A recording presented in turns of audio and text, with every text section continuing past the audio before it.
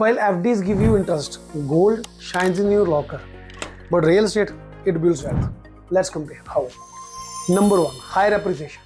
FDs में interest मिलता है आपको 6 से 7%, वो भी टैक्सेबल, और गोल्ड जनरली स्टेबल रहता है बट 8 से 9% का इंटरेस्ट देता है.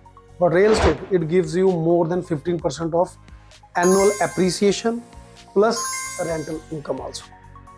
सेकंड, ड्यूअल बेनिफिट, इनकम भी और एप्रिसिएशन भी.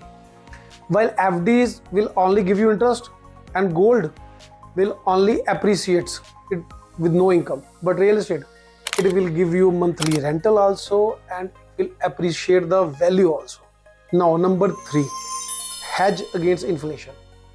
While we all know कि FDs जो हैं वो real inflation को beat नहीं कर पाती हैं because उनकी value 6 से 7% तक बढ़ती है, तो inflation भी इतना ही होता है.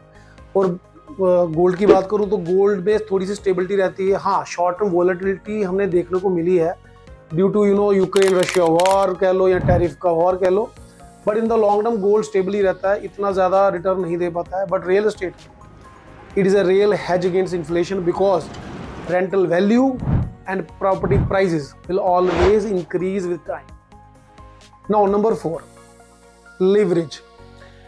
While we know that banks finance most of the property value, 70 to 80% bank finance कर देता है, और गोल्ड अगर एफडी में आपने इन्वेस्ट करना हो तो आपको अपने ही पैसे से इन्वेस्ट करना पड़ेगा.